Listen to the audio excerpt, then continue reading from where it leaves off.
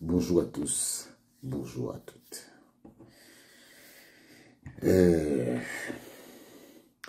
J'ai envie de parler d'un sujet qui concerne la majorité des acteurs de sport au Cameroun. Il y a quelques jours, je parlais avec un président d'une fédération et je lui posais la question de savoir quand est-ce qu'eux ils vont organiser les élections. Et il m'a dit que pour le moment, le ministère des Sports n'a pas encore donné le quitus pour organiser les élections. Je me suis dit, mais comment c'est le ministère des Sports qui doit vous dire quand est-ce que vous organisez vos élections? Les élections au sein des associations nationales se font par la convocation du président de la fédération ou par 3/4 ou par 2/3 des membres de l'Assemblée générale. Comment vous attendez que ce soit le ministère des Sports qui vous donne le quitus? Ils disent que maintenant, c'est comme ça que nous on fonctionne ici au Cameroun.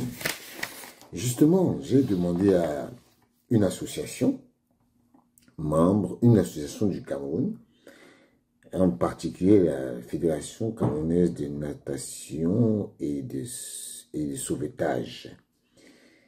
Et j'ai voulu me procurer un peu les statuts, parce que voici le statut ici, et j'ai pas tout. Et on dit, l'Assemblée générale peut être ordinaire, selon les sujets inscrits à l'ordre du jour. L'Assemblée ordinaire se réunit 1 ou 2 fois tous les 2 ans, en session sur convocation du président de la FECANAS, ou de 2/3 des membres du conseil d'administration. Le quorum est de 2/3 de ses membres. Si ce quorum n'est pas atteint, l'Assemblée générale remise à 24 heures et dans ce cas, elle peut délibérer quel que soit le nombre de membres présents. Vous voyez très bien que dans toutes les fédérations, je dis bien dans toutes les fédérations, on dit que l'Assemblée générale ordinaire se réunit sur convocation du président de la fédération ou sur 2/3 des membres du conseil d'administration ou de l'Assemblée générale. Mes chers frères qui êtes dans des fédérations, vous n'avez pas besoin du ministre des Sports ou du ministère des Sports pour organiser vos élections. Organisez vos élections quand les membres, quand la fédération a déjà fait 4 ans. Et aujourd'hui, après les Jeux Olympiques, normalement, c'est une nouvelle Olympiade qui va s'achever en 2028. Donc, normalement, vous ne devez pas attendre le ministre des Sports pour vous donner le quitus d'organiser les élections. Je suis quand même outré de voir un chiffon comme ce que M. Yerima a envoyé aux gens pour leur dire que j'ai l'honneur de vous informer que l'opération de renouvellement des organes dirigeants des fédérations sportives civiles nationales est un processus harmonisé. Harmonisé par qui? Ce processus est harmonisé par qui? Par le ministère des Sports? Mais monsieur, vous n'êtes pas... moi, je dis que le ministère des Sports n'est pas la tutelle des fédérations. Pas la tutelle, hein. Parce que les vrais patrons des fédérations sportives nationales, ce sont des associations sportives internationales. À qui? C'est elles qui valident les élections des présidents dans des associations et non le ministère des Sports. Monsieur, n'inversez pas le sens de la roue. N'inversez pas le sens de la roue. Donc, vous là qui êtes au ministère des Sports, il faut arrêter vos histoires que vous faites là. Il faut arrêter ça. Vous n'êtes rien. Vous êtes là pour vérifier qu'il y a une conformité au niveau de la loi et des textes. Vous n'avez pas à convoquer une assemblée générale ou bien de dire aux associations que oui, ici, là, vous devez faire ça, vous devez faire ça. Jamais. C'est faux. C'est faux. Monsieur le président des fédérations, je vous dis ça. Aucune personne au ministère des Sports n'a le devoir ou le droit de vous dire que maintenant vous pouvez organiser vos élections. Messieurs, quand une Olympiade est passée, une nouvelle commence et vous devez faire des élections. Arrêtez de vous faire infantiliser par ces gens du ministère des Sports. Parce que, justement, il y a des gens dans ce ministère qui n'ont pas la compétence de leur compétence. Ils n'ont pas cette compétence-là. Lucien Métomo me disait l'autre jour qu'au ministère des Sports, il y a une direction qu'on appelle la direction des sports de haut niveau. Qu'il n'y a aucune personne dans cette direction qui a fait le haut niveau.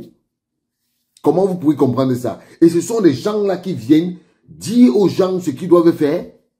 Dans quel monde? Dans quel monde? Vous voulez fabriquer un nouveau monde? Vous voulez fabriquer un nouveau monde? Mais non. Mais non.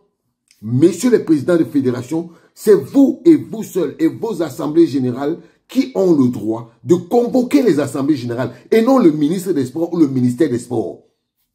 Il faut qu'on arrête. Il faut qu'on cesse.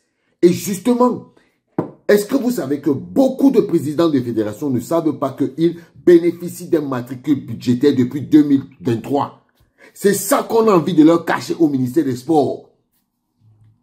Arrêtez de vous faire infantiliser. C'est une circulaire du Premier ministre qui dit que désormais, les présidents de fédération jouissent du matricule budgétaire. Maintenant, ce qui se passe, c'est quoi?